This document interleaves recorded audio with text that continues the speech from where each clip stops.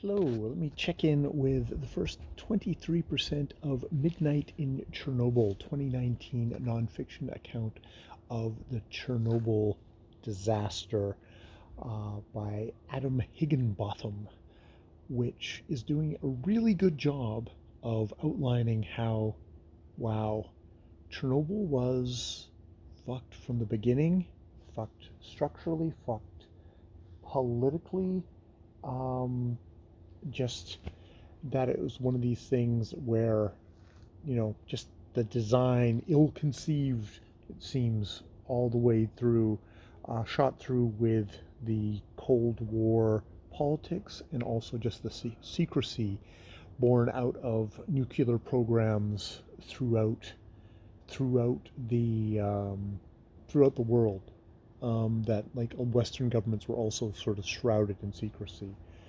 Um, where there was an incident in the UK which was basically covered up, and the findings didn't come actual findings of what went wrong there didn't come out until 30 years later, and that's in a democracy. In the Soviet Union, they wanted to do things on the cheap. There was a general kind of corruption and stagnation, and one of these top down structure of communist USSR was such that targets were made, and you had to make them by lying, by falsifying the records. There was just there's obviously brilliant, smart people there, but there was also just all the ideology involved, leading them to select a certain type of nuclear reactor. Basically, hey, hey, hey, come on, let's go. Go that way. Go that way. The traditional interruption from the dogs. That going from, as far as I can understand it, from what Higginbotham is saying, is you could do it the way where all the coolant, the water evaporates, and the reaction would shut down, kind of a deadman switch. Or you could go with a way where if things go wrong, it'll just cascade out of control, is the direction it will go, and that's what they ended up going with. Combine that with just horribly, um, substandard equipment, and shoddy design and overworked people. There was the whole thing of when they're constructing it, one of the steps for it was all the stuff was, all the materials were manufactured somewhere else and then brought there. And then one of the standard steps in the Soviet system was, and then we have to go through and repair and fix and redo all the stuff because it's such crappily done stuff, because it's done by industries that have had to hit certain quotas that they can't hit with making actually good materials, so they have to go through that step.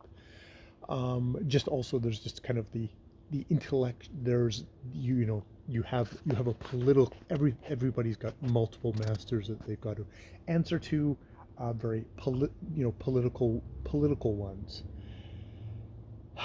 which brings us up to the fateful day where, and a part of the whole secrecy thing is like, yeah, there'd been disasters. The only public disasters up until this point had been 3 Mile Island in the States, which the Soviets took as like, haha, it was you, not us. Whereas actually they'd had several incidents already, but had covered them up. Indeed, stuff that exposed. Shira, come here. Hey, Shira, right here. Had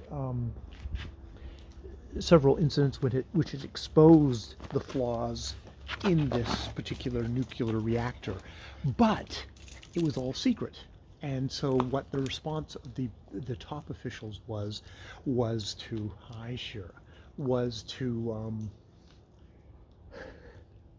just write regulations and say you can't do this, but there was no explanation as to why. And Soviet culture was such that basically people running kind of industries, even nuclear industries, were quite used to just ignoring regulations and going on. So, you know, not knowing that if you don't do this, you could cause a cascade effect in the thing. They did do this sort of stuff. And on this particular fateful day in 1986 in April, where I was a couple of months off from graduating from high school, um, they was like, we need to run this test. We need to kind of do this, and this is the only chance to do it, because it was coming up on kind of May Day, where a whole bunch of industries were rushing to actually get their quotas completed yet again with the quotas, the merciless quotas.